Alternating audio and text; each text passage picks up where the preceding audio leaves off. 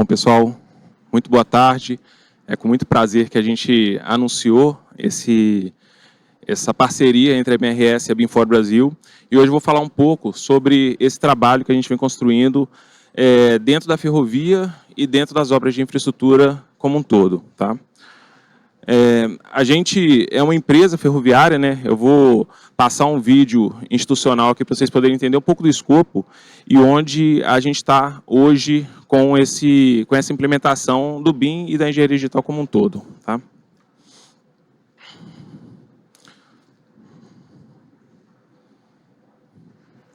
Bom, o vídeo não está passando. Bom, eu vou continuar então aqui com o cenário. Eu já mostrei esse slide em alguns eventos. A gente é uma ferrovia que tem uma concessão de uma malha ferroviária de aproximadamente 1.600 metros, né? 1.600 quilômetros, aliás, e a gente vai fazer pelos próximos anos aí um investimento de 11 bilhões de reais. E entre esses projetos tem a segregação, né, da linha ferroviária CPTM e MRS, que é um dos maiores projetos que a gente tem de ferrovia no Brasil atualmente, e também alguns terminais e oficinas para poder abastecer, né, e tornar disponível o ativo ferroviário como um todo. Bom, nesse contexto de obras, a gente tem muita informação sendo gerada e a gente acaba que não consegue controlar essas informações dentro do nosso escopo de obras. Então, a gente tem várias entregas, muito voltada à informação de obra, porque a gente tem a parte de engenharia e de implantação de obras, e acaba que a gente precisa gerar muita informação, e essa informação estava um pouco descontrolada. E a gente criou vários processos para poder suprir essa necessidade de organização da informação. Bom, qual foi o nosso primeiro passo nesse trabalho, né? A gente precisou redefinir o nosso CDE, e para isso a gente precisou definir o que é um CDE para MRS e para a ferrovia como um todo. Os dados estavam desorganizados e a gente precisava gerir esses dados. Escolhemos a norma ISO 19650 como base normativa para organizar esse nosso CDE, e aí, a partir daí, nós começamos a organizar toda a nossa estrutura de pastas, de entrega, de organização de informação dentro do que diz a norma ISO 19650. Tá? O primeiro passo foi criar a estrutura de pasta para que as pessoas pudessem organizar os seus documentos lá dentro.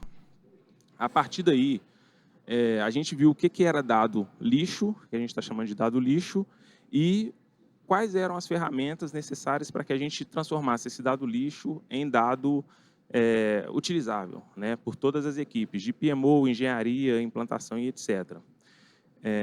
Foi um dos maiores trabalhos que a gente já fez. Tá? A gente acabou que desenvolveu algumas metodologias, né, para suprir essa necessidade, e com isso nós criamos um processo que é o que eu gostaria de mostrar para vocês hoje.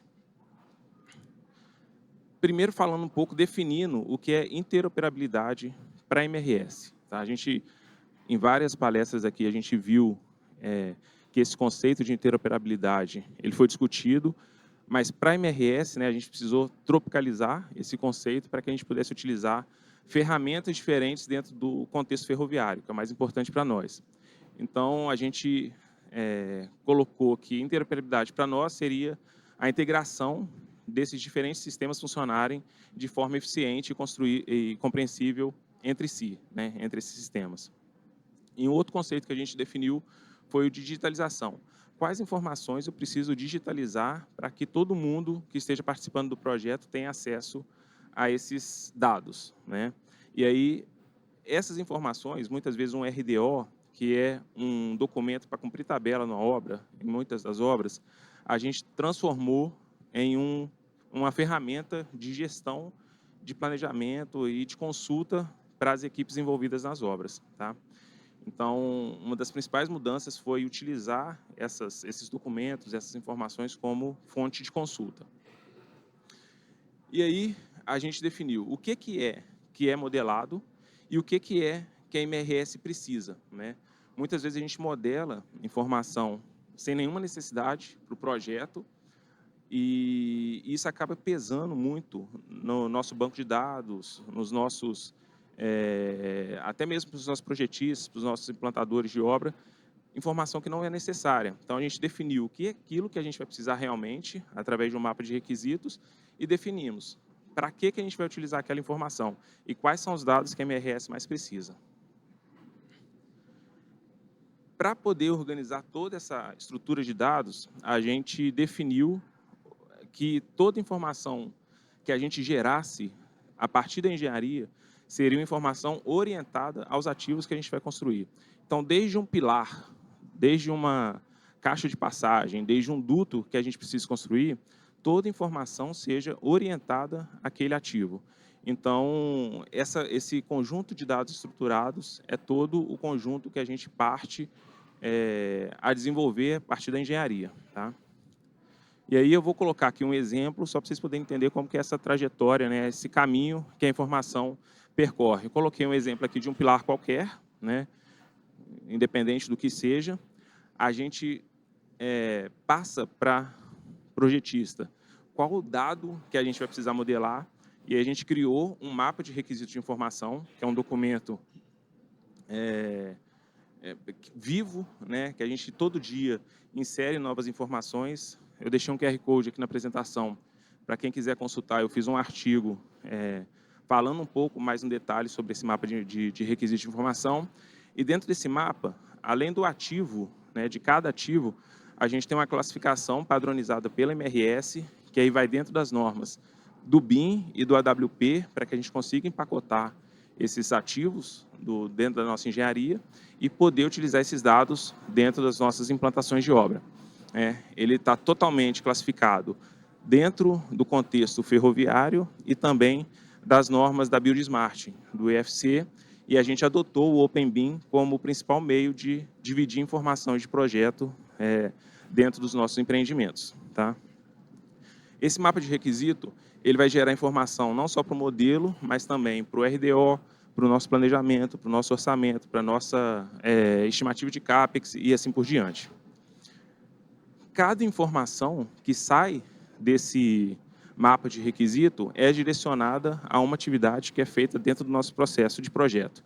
Então, a gente vai ter informação que vai para o projeto, vai para o orçamento, vai para o CAPEX, vai para o planejamento, vai para o RDO, para as medições que são feitas durante o decorrer da obra e também para a gestão futura desse ativo que está sendo construído. Né? E aí é que ativo, no caso do mapa de requisitos, é o ativo micro, é um pilar, uma fundação, uma estaca, uma parede, e o ativo macro, que seria no futuro um gêmeo digital ou algo parecido, a gente tem ele ao final do empreendimento com toda a documentação que é gerada durante a implantação. E como que a gente organizou essa informação, né, orientada a ativos? Primeira coisa, a gente faz uma modelagem a partir dos requisitos mínimos de cada elemento ou de cada ativo do projeto. Aqui, no caso, a gente tem uma passarela, né, um projeto simples de uma passarela, uma estrutura de concreto, onde cada elemento do projeto tem a sua vida, tem os seus dados compartilhados. A partir dessa modelagem, baseada no mapa de requisitos, a gente faz o mapeamento dentro do nosso CDE. A MRS hoje trabalha com a ACC, né, tanto o Docs como o ACC Build, para compartilhamento das informações, um banco de dados único, e a gente mapeia cada ativo a partir da sua classificação dentro do ACC Build. Com isso, a gente consegue fazer que esses ativos entrem de uma forma mais orgânica no nosso planejamento de obras, fazendo com que as equipes de campo, ao invés de terem anotações aleatórias, consigam anotar isso dentro de uma ferramenta única, né, onde todo mundo tem acesso. E essas atividades que são planejadas dentro da CC Build são anexadas aos RDOs, aos nossos documentos, né, de medição, e a gente consegue ter uma gestão maior de cada item construído. Hoje, a gente está tentando eliminar o problema de não saber o que está sendo feito, porque a gente tem um portfólio de mais de 250 obras. São obras de infraestrutura ferroviária, são obras de viadutos, mobilidade urbana, vedação de linha de faixa de domínio, oficinas, terminais. Então, acaba que nem todo mundo tinha o controle de todas as informações naquele momento que era solicitado, e hoje a gente consegue melhorar essa gestão de informações, tá? Então, hoje, o nosso RDO ele virou, de fato, uma ferramenta de gestão através do nosso CDE. E, por último, todas as medições que a gente faz são baseadas em evidências, né? A gente hoje consegue ter a noção de tudo que foi modelado, de tudo aquilo que foi utilizado, de fato, na obra, números de produtividade de equipe, gastos de materiais, se existe algum atraso na obra. Com o RDO a gente consegue ver se o histograma da obra está sendo cumprido ou não. Então, acaba que virou uma ferramenta única de gestão. E um dos grandes passos que a gente deu foi exatamente a configuração do nosso CDE. Tá? Por último, né, para fechar, o nosso projeto, que a gente acabou de lançar aqui, que foi aprovado pela NTT, ele tem o nome Interoperabilidade, Digitalização, Informação de Ativos Ferroviários. Tá? Aqui tem informação orientada aos ativos. E o que é esse projeto? Né? O que a gente vai fazer junto com a BIMFórum Brasil e com suporte da NTT? Nós vamos tentar fabricar modelos OpenBIM, onde todas as ferrovias do Brasil possam utilizar uma base única de dados para poder fazer seus projetos. E a NTT possa analisar esses projetos de forma mais precisa, né? A gente vai ter muito ganho de qualidade nas obras de infraestrutura. A gente sabe que muitas obras têm alguns desvios que podem ser sanados, né, através da organização da informação. Então, essa parceria ela veio a calhar nesse sentido, né? Além disso, para os ativos ferroviários e para a infraestrutura, quem trabalha com a infraestrutura sabe que o BIM para a infraestrutura hoje ainda ele é bem incipiente, né? A gente tem poucos materiais, a gente tem pouca publicação científica sobre isso. Então, a gente vai criar uma base acadêmica, vamos dizer assim, junto com a Build Smart, para poder trazer o OpenBIM nesse sentido. Então, as ferramentas que a gente tem de modelagem para a infraestrutura, as ferramentas que a gente tem de CDE para a infraestrutura, vão ser organizadas de forma que quem analisa os projetos e quem planta os projetos possa ter uma fonte de dados única para isso. Tá? É um projeto que vai durar, aí, como o Rodrigo falou, em torno de 26 a 28 meses. Nós vamos começar a partir da semana que vem. A gente está até brincando entre nós aqui que já poderia estar começando hoje, mas a partir de semana que vem a gente vai começar a trabalhar com isso. Convido aquelas pessoas que queiram trabalhar, né, nesse projeto de infraestrutura a participar do GT10.